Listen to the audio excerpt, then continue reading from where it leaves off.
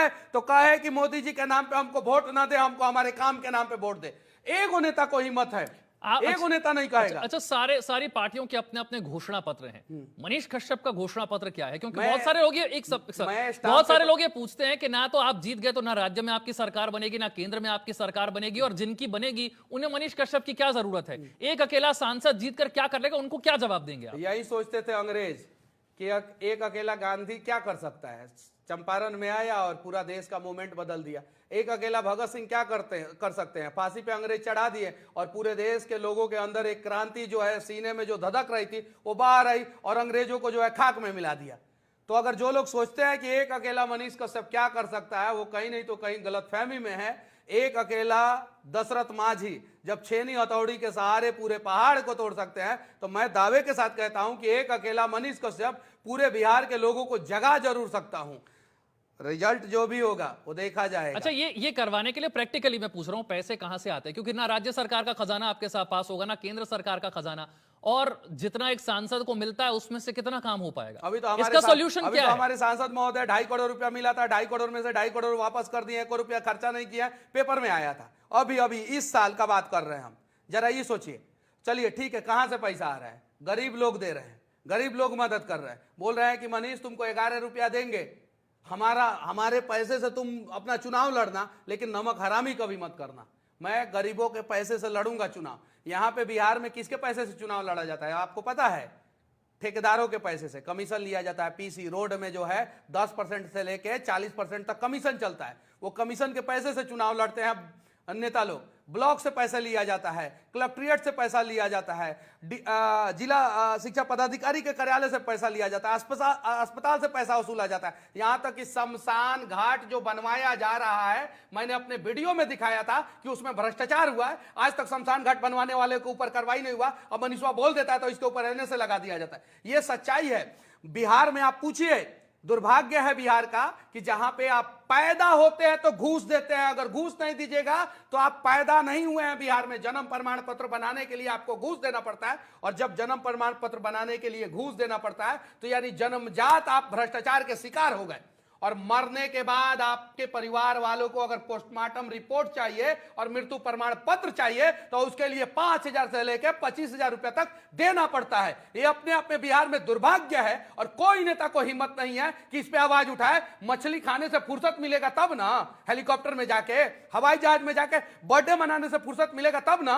तेजस्वी जी हवाई जहाज में अपनी बेटी का बर्थडे मनाते हैं। अगर इनकी बेटी का उम्र 25 साल हो गया रहता तो उसके भी मुंह में आरजेडी का एक टिकट लगा देते और बोलते जाओ कि किसी जिला में जाके बोलो कि हम बिहार की बेटी है और वोट मांगो। ये सच्चाई है। किसी को बिहारी से मतलब ही नहीं है। हर बिहारी बर्बाद हो रहा है। भूमिहार, ब्राह्मण, राजपूत, यादव, पासवान, हर जाति के लोग बर्बाद हो रहे हैं। जो स्वर्ण हो, दलित हो, महादलित हो, पिछड़ा हो, अति पिछड़ा हो, सब लोग बर्बाद हो रहे हैं, और सब लोगों को मिलकर ये लोग बर्बाद कर रहे हैं। हमारे यहां एक सांसद महोदय हैं, बीजेपी के हैं, संजय जायसवाल जी, और नरकटिया विधानसभा में विधायक हैं, मुस्लिम हैं, आरजेडी के विधायक है।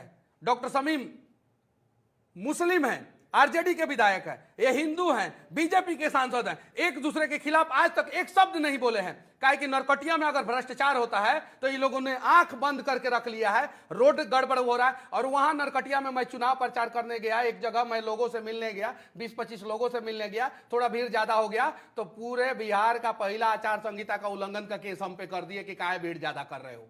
तो मुझे गर्व है कि मैं जाता हूं 20 लोगों से मिलने, और पूरा मार्केट, पूरा गांव, पूरा शहर मुंह से मिलने चला आता है। आप लोग कितना भी एफआईआर करेंगे फर्क नहीं पड़ता।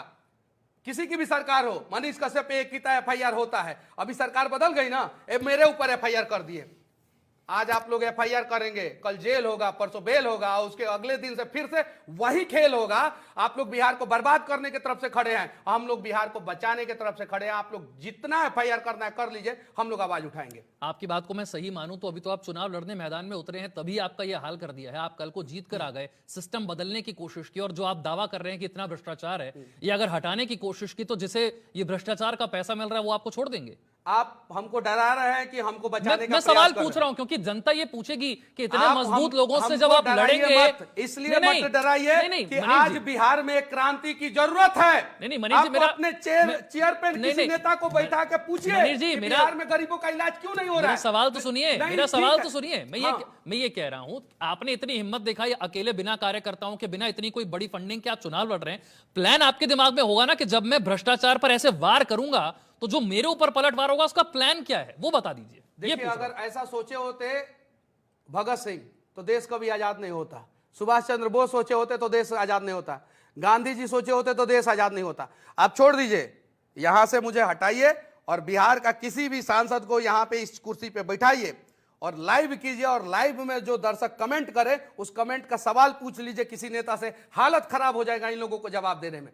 हम लड़ेंगे, चाहे कुछ भी हो, हम लड़ेंगे। और मुझे इस बार बिहार के लिए लड़ना है, बिहार के स्वाभिमान के लिए लड़ना है, बिहार के गरीबों के लिए लड़ना है, और मुझे जीतना भी है बिहार के लिए, बिहार के स्वाभिमान के लिए और बिहार के गरीबों के लिए। अगर मैं हारा तो हमारा बिहार हार जाएगा, बिहार का गरीब हार जाएगा, बिहार का बेरोजगार युवा हार जाएगा।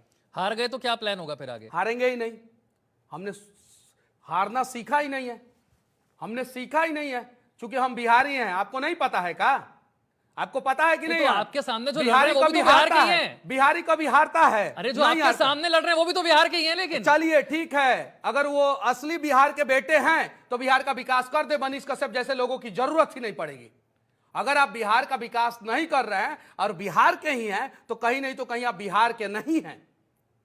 बेटा का शादी कीजिएगा लखनऊ में, पढ़ाइएगा देहरादून में, खुद का बिजनेस खोलिएगा नोएडा में, फैक्ट्री खोलिएगा चंडीगढ़ में, दवा का फैक्ट्री खोलिएगा चंडीगढ़ में, और टिकट लीजिएगा बिहार से, वोट लीजिएगा बिहार से और कहिएगा हम बिहारी हैं। कैसा बिहारी हैं?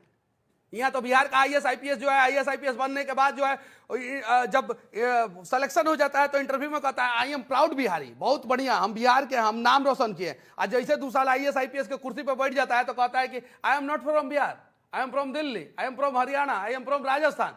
आईएएस आईपीएस लोग जो है अपने आप को बिहारी नहीं बोलते हैं। अब जरा सोचिए, बिहार का 99% नेता जो है अपने बच्चे की शादी जो है ना दूसरे जगह पे करते हैं। अभी हुआ है ना चंपारण में, एगो नेताजी हैं अपने बेटा का शादी लखनऊ में की, कहाँ न जाके की है, काहे नहीं जहां से जीते हैं वहां पे कर लिए, काहे नहीं कर लिए? बोर्डिंग स्कूल में पढ़ाते हैं ना लोग देहरादून में। अगर बिहारी हैं तो बिहार में पढ़ाते, अपने परिवार का इलाज कराते हैं प्राइवेट अस्पताल में, सरकारी अस्पताल में तो कभी एगो इंजेक्शन तक नहीं घुपवाने गए। तो ये सच्चाई है और इसको हम लोग झुटला नहीं सकते। और जितना कड़वा सवाल आप लोग मुझसे पूछते हैं, मैं तो अभी कुछ बना भी नहीं हूं, इतना ही कड़वा सवाल अगर मीडिया ने बिहार के नेताओं से पूछा होता तो 70 साल 75 साल में बिहार बर्बाद नहीं होता। नहीं, अब तो नीतीश कुमार से इतने सवाल पूछे जा रहे हैं पलटी मारने को लेकर के। खैर वो तो चलिए आगे की बात होगी। मैं आपसे अगले सवाल की तरफ बढ़ता हूं। बहुत बड़े बड़े पार्टियां, बड़े बड़े नेता रोजगार को लेकर वादे नहीं पूरे कर पाते। आप अपनी सभाओं में, जहां तक मैंने सुना है वो ठीक है, आप 1 लाख रोजगार की बात करते हैं। क्या प्लान है मनीष कश्यप के पास? मैं सीआर पाटिल जी से सीखा हूं, नाम सुने हैं सीआर पाटिल का? जी, इस देश में सबसे ज्यादा वोट से जीतने वाले, सही है ना? जी जी।